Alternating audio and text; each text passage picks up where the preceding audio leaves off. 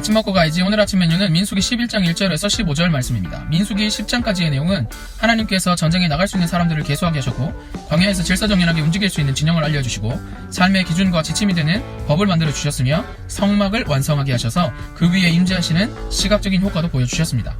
하나님께서 이스라엘 백성을 가나안 입성시킬 준비가 완료된 모습이며, 이스라엘 백성들 앞에는 적과 꿀이 흐르는 풍족한 미래, 밝은 미래가 있을 것 같은 준비 과정이었습니다. 그러나 이스라엘 내부의 문제가 터지기 시작합니다. 첫 번째 백성의 원망이 하나님께 들리자 하나님은 진노하셔서 불로 심판하십니다.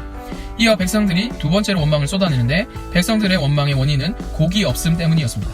약 1년 전 출애굽을 해서 시내산에 도착하기 전에 이스라엘 백성이 고기를 먹을 수 없다는 이유로 원망 불평할 때에 하나님께서 메추라기를 먹이신 일이 있었고, 또 그들은 날마다 하나님께서 거저주시는 만나를 먹고 있는 상황이었습니다.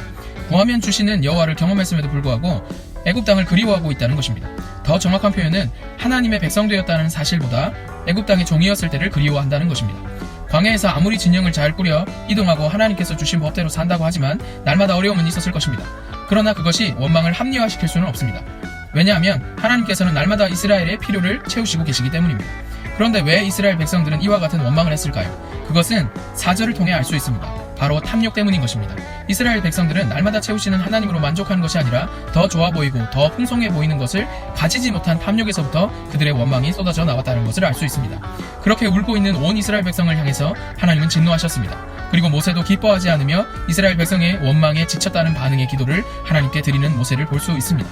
그들의 원망이 탁월한 리더인 모세를 지치게 한 것입니다.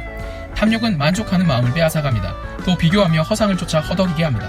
그리고 원망과 불평은 나와 주변을 병들게 합니다. 하나님께서는 이스라엘 백성이 조금 더 인내하지 못하는 것에 진노하시는 것이 아니라 그들을 억압하고 자유를 짓밟고 생명을 빼앗아갔던 애굽을 그리워하고 그 고통의 자리에 다시 서기를 하나님의 백성이 되는 것보다 더 사랑하고 있는 이스라엘 백성의 망각과 무지에 진노하시는 것입니다.